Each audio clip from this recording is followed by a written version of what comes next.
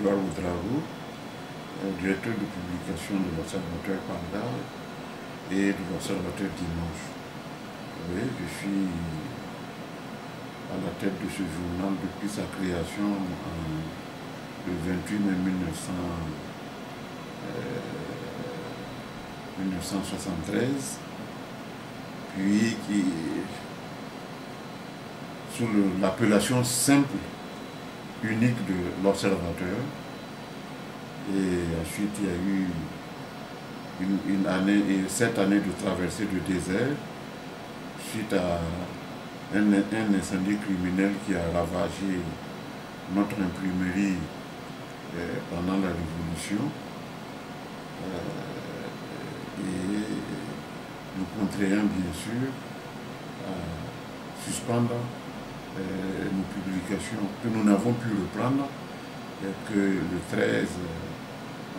le 15 février 1991 sous l'appellation cette fois de l'Observateur Palga.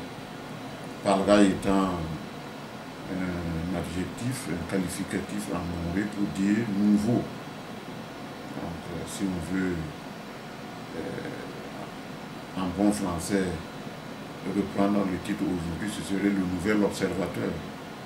Comme on a vu m'est venu de faire du journalisme. Et je peux dire que je suis d'abord de formation littéraire. J'ai obtenu ma maîtrise de lettres modernes, ancienne formule, à l'université de Dijon, et je suis rentré en début décembre 1969. J'ai pris immédiatement la craie pour enseigner la littérature, la grammaire, la langue française dans les lycées et collèges de Ouagadougou à partir du 9 décembre 1969. J'ai enseigné pendant 3 ans, mais j'avoue que quand je rentrais, je n'avais pas l'intention de faire de vieux os dans la fonction publique, pour plusieurs raisons. Mais je ne pensais pas immédiatement au journalisme. J'avais été séduit en France par l'expérience des FNAC. La FNAC, c'est la Fédération nationale d'achat des cadres. Et quand je suis allé en France pour les études, les FNAC venaient d'être lancés et se spécialisaient surtout dans la vente des livres, des ouvrages, la vente discontée, c'est-à-dire à bas prix des livres. Les FNAC avaient été créés pour favoriser la lecture. Et mon objectif, c'était ça, faire vraiment doter la ville de Ouagadougou d'une librairie digne de ce nom, qui ferait aussi, accessoirement, de la papeterie. Et j'avais déjà pris même des contacts pour se faire quand un événement à la fois local, mais à la fois aussi familial, c'est-à-dire un lotissement sauvage entrepris par la mairie de Ouagadougou dans un quartier où nos parents résidaient depuis trois décennies au moins. Je crois qu'à l'époque des faits, nos parents y vivaient depuis une quarantaine d'années. Bon, c'est cette occasion-là, ce lotissement, c'était même pas un lotissement, c'était des ouvertures de voies sauvages, sans préavis, sans rien. Bon, la mairie est venue, le fait du prince, quoi, comme ça, avec les gradins, pour tracer des voies, sans prévenir les habitants. Et c'est à cette occasion-là que nous avons compris qu'un citoyen peut être brimé dans ses droits.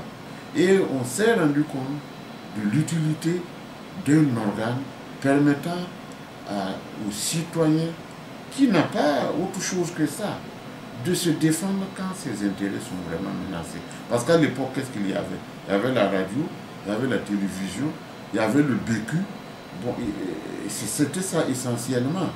Mais il y avait le Carrefour africain, mais c'était des organes d'État, des organes publics. Nous étions loin du Burkina d'aujourd'hui, où vous avez une société civile qui, à la moindre alerte contre les intérêts des citoyens, vole à leur secours. Il n'y avait rien de tel, les gens étaient laissés à eux-mêmes. Bon, on ne pouvait pas avoir la radio pour s'expliquer, encore moins la télévision, pas Carrefour africain, ni le PQ. On s'est dit, non, ce problème-là est passé. On a eu raison. Mais c'est pas, pour nous, c'est fini. Mais les citoyens lambda, et d'une manière générale, le Burkina, les Voltaïs,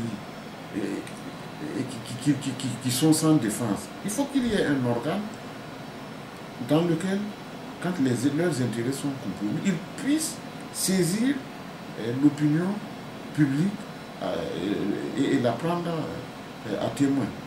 Voilà comment est venue l'idée de lancer ce journal. C'était une nouveauté pour le Burkina. Ça, il faut quand même le reconnaître parce que nous étions le seul pays où il y avait quand même un journal dans lequel les gens pouvaient s'exprimer assez librement. En s'attaquant aux actes posés par les gouvernants, en s'attaquant aux actes posés par tous les dépositaires du pouvoir public, et en s'attaquant aussi, bon, au travers de la société. Ça c'était quand même une nouveauté, une modernité, et beaucoup de pays nous enviaient parce qu'il y avait ce journal-là qui n'avait pas d'équivalent nulle part ailleurs, dans la sous-région là. Même au Sénégal, qui se targue souvent d'être premier partout, il n'avait pas un journal comme celui-là.